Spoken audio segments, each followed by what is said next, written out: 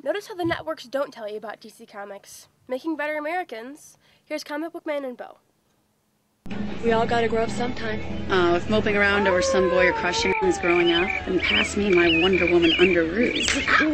DC Comic Book News, episode 64, The Night is Bulging. Hey folks, Comic Book Man here. Welcome once again to my video outhouse. It's time for DC News. Oh, he does that like a pro. DC News. And DC News wrong. is coming to you from Alternate Reality, which is located at the intersection of 111th and Kedzie in beautiful downtown Mount Greenwood. And that's never wrong.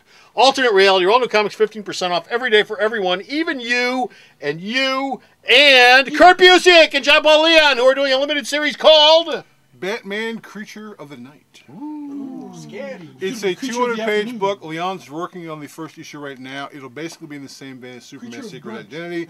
It'll involve a guy named Bruce Wainwright, who is a fan of Batman, the comic book, and apparently before this thing is over with, he will become Batman. Now, Secret Identity, for those of you who don't remember, Secret Identity was an Elseworlds 4-issue miniseries about a kid who wound up one day having Superman's powers, and his name just happened to be Clark Kent.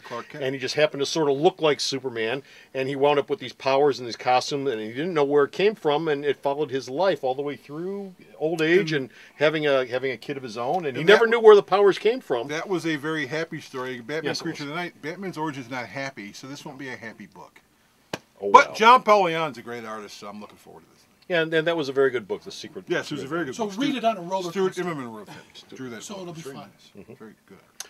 Gotham City Sirens. This right here.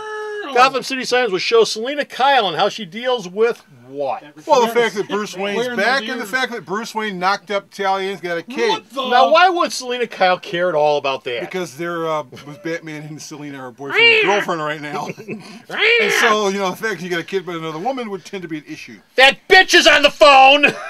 Now, once they deal with that, you'll Quit being so also Catwoman. yeah, you'll also see the team tested by the fact that the Joker's going to pop back up, and you're going to decide where Harley Quinn is she going to hang out with the Sirens, or is she going to hang out with the Joker? Oh, but she loves Mr. J. She loves Mr. J. And that will be a big question whether she'll stick around with the team or not. Maybe I think she's going to stay with the team. You know what I always wondered? What? Is Harley Quinn really going to turn into Edith Bunker at some point in her life? No. She doesn't really sound like it. She does. She's in Batman Beyond in the movie, the Joker. Yeah. She's exactly Edith Bunker. Yeah, Edith Bunker. Mark Chirillo? Who? Mark Chiarello, who worked on this. He is the guy who basically pushed this entire event of Wednesday Comics going on. He worked on a whole bunch of other stuff. He drew every once in a while. DC had a whole bunch of personnel moves this week. Yes. He's He's been promoted to the Vice President of Art Direction and Design, which basically means all art will have to go through his office. Former Superman editor Eddie Barraganza, he's basically been promoted to executive editor of the entire DC Universe imprint. And Ian Sattler, who pops up at all the cons, he got the new position of director, editorial, special projects, and archival editions. So the year's almost over with. The people who were fired from DC are probably cleaning up their boxes and getting out of there right now. But they announced these promotions this week. And they're stealing all And they're all going to be hanging out in New York City. They don't have to move to California. Now, does that mean that we will, in fact, be seeing this again? No, because if he's been promoted to this, I would doubt very seriously you're going to see it Volume 2. He'll be a little busy because all the art has to go through him. If he's been kicked upstairs, though, he'll have more pull. So couldn't he push for this? He probably will have a lot more pull, but he had to be the editor for this thing, and he kept this thing going. He talked to all the artists. If he's looking at every piece of art that goes through the DC world, he may not have time to work on this at all. Yeah. Okay.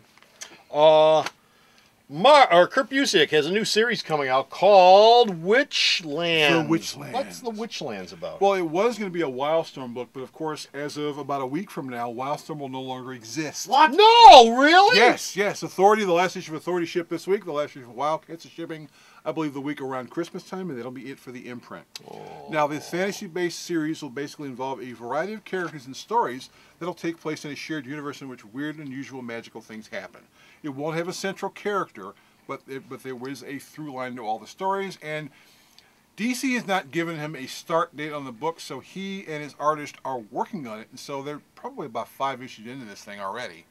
And once they actually say the book's coming out, you won't miss a ship date because he's been working on the book for about 6 to 8 months already. This won't have anything to do with Astro City, will it? I mean, Astro his City, other imprint? Astro City's about 7 or 8 issues ahead of the game right now as well. Yeah, but Witchlands won't have anything to do with Astro No, City. they won't cross over at all. Okay. They won't cross over at all. Okay. Last story we've got involves this guy right here. Chip Kidd is working on a new Shazam project. Actually, the Shazam book showed this week. It shipped in a bunch of stores this week. It was called Shazam, The Golden Age of the World's Mightiest Mortal. It's a collection of all things Shazam related, including a lot of toys. I found this out. There were a lot of toys that were revolving around the concept of Captain Marvel. Yeah, back in the 40s. Most of those toys went out, and then right after that, the Fawcett people decided, no, you can't make those toys anymore. So a lot of those toys ended up basically disappearing. Yeah. This big, huge book will have very few comic stories. It will have a 2-page story by Simon and Kirby inside it. Of Captain Marvel? Captain Marvel. They did Really? a 2-page story, and a kid read it, and he says, you can kind of tell their hearts weren't in it because he didn't really understand the thing. And he also says he doesn't think that the character can work now because it only works in the setting that it's set in right now. It doesn't work in the present. No, putting Captain Marvel in the DC universe proper never works out very well. He said it's just timely. It's just really weird. Kidd is also working on a Batman project. He's been working on this project for a year. It's a 96-page book. Someone is drawing it. He wrote it. Mark Chiarello is editing it. And Kidd says he has no idea when we're ever going to see the thing. Okay. But it's a big, huge Batman project, which will be shiny, twirly, and exciting. I've always said that this guy works best as a kid's book. I know DC did the with One Magic Word or whatever it was, the kids book that they just canceled. Ran 24 issues. I still think, even with the cancellation, that Captain Marvel Shazam works best as a kid's book, and that's the direction DC really, really, really should push this character in to try to make something out of it. Well, yeah, but the problem with that is the fact that Warner still wants to do a Shazam movie, and they're not going to make a kid's Shazam movie. Sure, you can. You can do a kid Shazam movie. I mean, there's so much money to be made in kids movies nowadays. It's not even funny. They're talking about PG-13. Oh, that'd be a big mistake. PG-13. That'd be ridiculous. I remember The Rock was going to play Shazam at one point. I mean, especially with all the kids movies that are out there, especially the animated stuff. You know, something like Megamind or the Disney or the Pixar stuff. I mean, not to do that up, Captain Marvel. That's virgin territory for a kids series or movies. But what do I know? I just run a comic book store. Not going to happen. So that's it. We're done. We're finished. We're out of here. We got no more DC news. But you, that's right, you at home there, while you're on the internet, That guy is still eating turkey. right now. Let him eat. You can go to the store's website and check out all of his DC news. And where's the store's website at? Listen up, because Sarah is about to tell you. It's the partially hydrogenated part of a complete breakfast. www.myalternatereality.com. So go to the store's website and check out all of his news. And until next time, this is Comic Book Man. And Bo, telling that guy to wipe that turkey off your face. Oh, you should talk. Happy holidays, everyone. Merry Christmas. Happy Hanukkah. Happy Festivus. Joyeux Noel. Killer Who did I miss Kwanzaa. out? Oh, Killer Kwanzaa. Until next time, bye. The December heroes of the month this month are The Men Without Fear, Black Panther, and Daredevil. All month long here at Alternate Reality, all of my Black Panther and Daredevil trade paperbacks and back issues will be 25% off all month long. All my soft covers, all my hard covers, all my essentials, all my masterworks, and of course all the back issues for both Matt Murdock's Daredevil and T'Challa's Black Panther are going to be 25% off all month long. Stop on down. You don't want to miss it. Get your fill of The Men Without Fear.